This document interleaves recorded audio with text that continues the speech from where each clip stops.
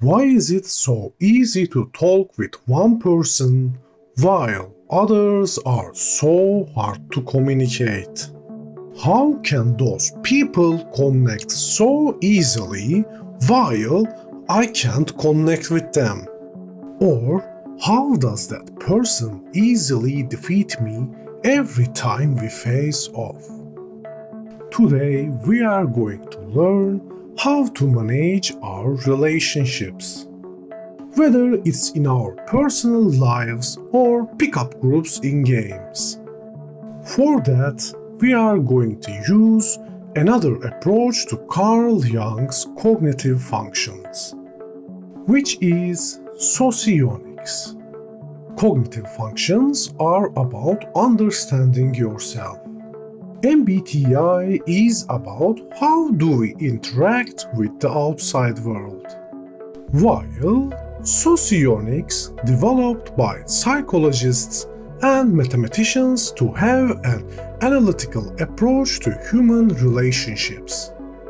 And we are going to use their approach to manage both our alliances and adversities. Oh, and if you wanna learn more about MBTI or cognitive functions, I will leave a link in the description. Socionics categorized our 8 cognitive functions into 4 blocks. But they ordered functions in a different way. In order to avoid confusion, I'll refer to their orders as I did in my cognitive function video. First one is our ego block. Ego block has 2 of our most powerful and comfortable functions, which had our first and second functions. Most of the time, we wanna use these 2 functions. But life sometimes has other plans in mind. Then we have our id block. Id block has 2 functions that can rival our ego block functions. But we don't like using those. Those functions are our 5th and 6th functions. Now, those blocks usually should cover our 4 main moves, which are extroverted perceiving, extroverted judging, introverted perceiving, and introverted judging. Since we don't like using our id block functions, we use our super id block functions, which are our 3rd and 4th functions. Super id block functions are the functions we like to use but not proficient at. And finally, we have superego block functions, which are the functions we both dislike and suck at. So we generally use our ego block, can keep up with our id block, feel comfortable with engaging in super id block, and generally avoid using our super ego block. To understand how we relate to others, we are going to use our 4 blocks and intertype relationship table. Oh, another quick reminder. One big difference about 4 letter types is that last type of introverted people changes to the other one. Because MBTI is about how you interact with the outside world, last letter will show you what is your extroverted function is, while socionics just want to show you what your dominant function is. That's why, for example, if you are an INFP in MBTI, you should think yourself as an INFJ in socionics, because your most dominant function is introverted feeling, which is an introverted judging function. Okay, back to topic. Let's learn how do we interact with other types both as our allies or enemies. To help with that, I am going to use my own function stack as an example. first relationship type is activity. For me, it's an ESFJ. As our ally and activity relationship, our dominant functions activates each other's secret agenda, which is really satisfying.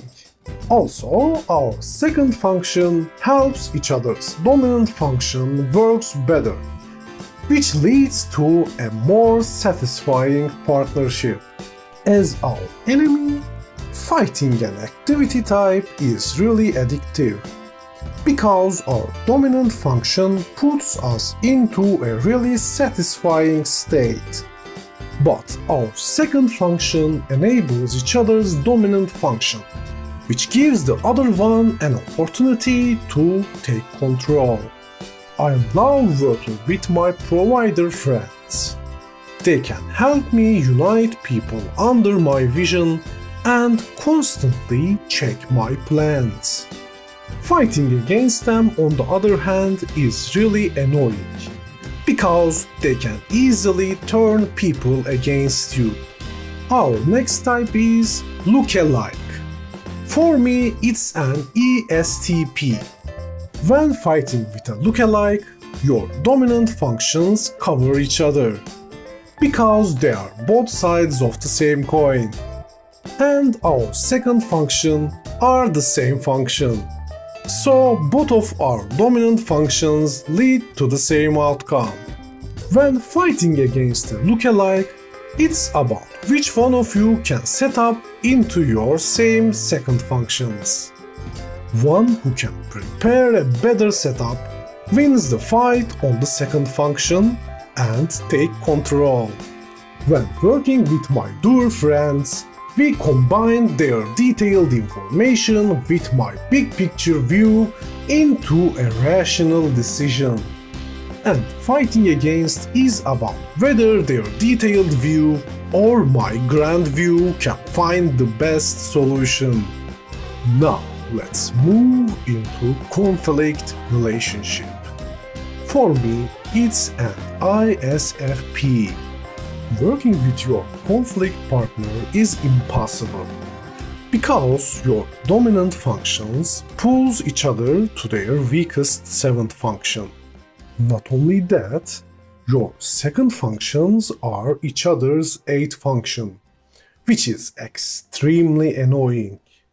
If you are fighting against them, first one to establish control on their ego block functions wins the fight. Because there is no way to break out of your super ego block. Working with a composer is impossible for me. Their internal compass doesn't make any sense to me. And I never fight a composer on a detailed, emotional-based encounter. Conflict might be the worst partnership, but duality is the best. And my duality is ISFJ.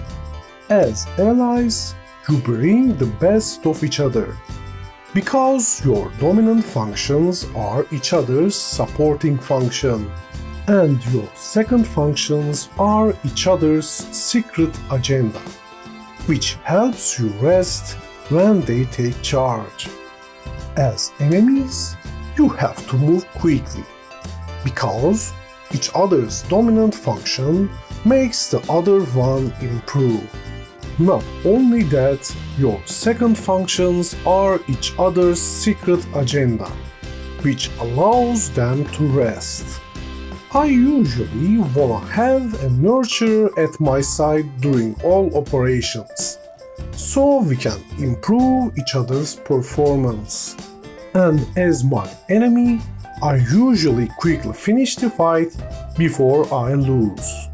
Semi-duality relationship is much like the duality relationship. But instead of keeping you satisfied, they keep you awake. Oh, mine is ISTJ. Their first function is the same as your duality, your supporting function. But their second function is not the one that relaxes you, Instead, it's your sixth function which you are strongest yet annoyed. If you are allies, this makes you perform better. But if you are enemies, no one can win on their own. Because your first function supports each other's dominant function, and your second function targets your strongest defenses. I don't like working with inspectors, but I have to admit, they keep me working. And as enemies, we never mess with each other. Contrary is like your annoying twin, who does everything the opposite way.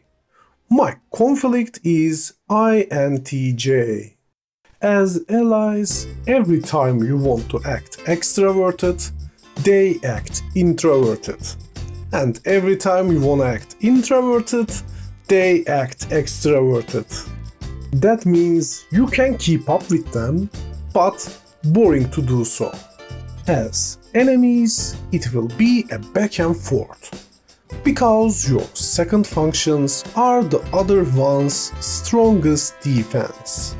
So if you face your contrary, it will be a really drawn-out fight. Working with my mastermind friends is really boring. Yes, I can keep up with them, but it's still really annoying. Facing off a mastermind is equally annoying. Every time I try to take a break to think, they just outmaneuver me and take control. And what would have happened if we were exactly the same? That's where identity relationship comes in.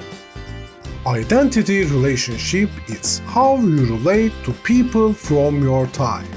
Working with them is extremely easy, and you can learn from each other, because you have the same function stack, and fighting against them is just a matter of skill. No tricks this time. So you also had your quasi-identity relationship. Mine is ENTJ. Your first functions are each other's strongest defenses, and your second functions are each other's second strongest defenses. As allies, it will be really annoying, but you can keep up. As enemies, it will be like hitting a brick wall for both sides. I never agreed with a commander. Yes, they have a plan, but can't see possibilities.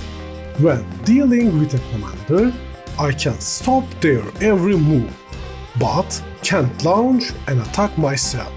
Sometimes people from the same origin can end up in really different places, and those people have the kindred relationship. Mine is ENFP. Kindred people have the same dominant function, but opposite second function. I call these as having the same master, but taking different paths. That's why working with them is kind of hard, because you always struggle to find solutions. Fighting against them is always about who can dominate the first function you are sharing. It never made sense to me why they refuse to act in a logical way when I am working with a champion. And when fighting against one, I'll try to push them to impossible situations where it might seem possible for them. This brings us to illusion partnership. My illusion partner is INFJ. Illusion partners can trick each other to their secret agenda, which can be a really toxic relationship, because your dominant functions are each other's annoying points. As enemies, facing against your illusion is like fighting against a tempting demon. They wanna control you with their dominant function into your secret agenda. But it works both ways. So try to stick to your own ego block and do the same. When working with a counselor, I always spend time with myself so I can get back to reality and try to control every counselor I face. Next in line is mirror relationship. Mine is INTP. Mirror relationship is when one's dominant function is other's second function. As allies, working with them is pretty satisfying and fulfilling, because you help each other's second function work better. As enemies, it's a constant back and forth in the same loop. Working with a thinker is very relaxing, because I can trust them to cover holes in my logic and I can provide more possibilities to them. Working against a thinker is also very satisfying because I am always on my comfort zone and I can take control anytime they slow down.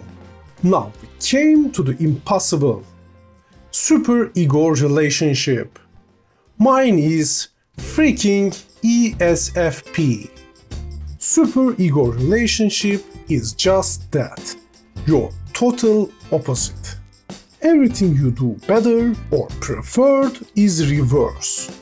As allies, never try to work with your superego partner. As enemies, try to get outside help or strike before they do. Performers always felt like an alien kind to me. Can't work with them and don't understand how to deal with them. Now, up until this point, we always had symmetrical relationships. But we have two asymmetrical ones. First one is beneficiary and benefactor relationship. My beneficiary is ENFJ and my benefactor is ESTJ. Benefactor benefits from their beneficiary's second dominant function, which is their dominant function's supporting function, while benefactor creates a safe resting space for their beneficiary with their dominant function, which is their secret agenda function. Also, beneficiary's dominant function is benefactor's second function, which helps them work together. You can always control your benefactor, and your beneficiary can always control you in a fight. That's why I never fight with a giver and always chase after supervisors. Now, our last relationship is supervisor-supervisee relationship. My supervisor is ISTP and my supervisee is INFP, not to be mistaken with ESTJ type. A supervisor-supervisee relationship is extremely one-sided. Supervisor's second function is supervisee's least used aid function. Yes, supervisee's dominant function is supervisor's weakest point. But supervisee's second function is supervisor's dominant function. As allies, it can be a really healthy master-student relationship. As enemies, it can turn into slaughter. If you are facing your supervisor, you should run away if you get the chance. I always try to cherish and help my fellow healers, and quickly capture the enemy ones, and try to learn as much as possible from my fellow craftsmen, while run to the opposite side when facing one. Now, let's go into the designing part. Every character, tool, or environment you have has a certain MBTI type that promotes the use of certain functions. So you can use Socionics and Relationship table to create certain synergies or counter-synergies.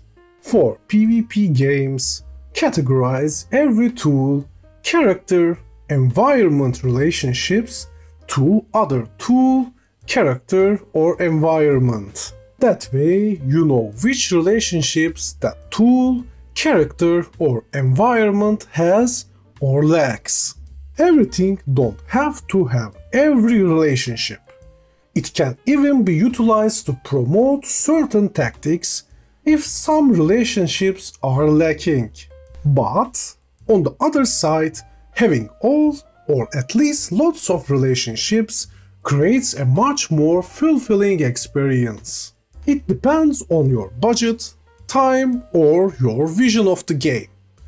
But being aware of it is a good thing. For PvE games, introducing different tools, enemy types, or encounters will create a wide array of experience. By being aware of the relationship table, you can understand which encounter will induce what kind of feelings on your players.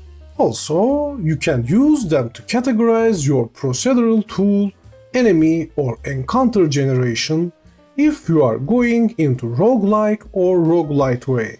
Let's summarize what we learned. Our 8 functions are categorized into 4 blocks, which are ego, superego, super-id, and id blocks. Relationship table shows us how we should interact with both allies and enemies. Relationships can be symmetrical or asymmetrical. We can use relationship table to design tools, characters, enemies, environments, or encounters. Hello, if you reached this part of the video, thank you for your support and best of luck on your journey. What do you think? Do you agree with what I told you? Or can you categorize your relationships? And if you liked this video, I know you are smart enough to like and subscribe.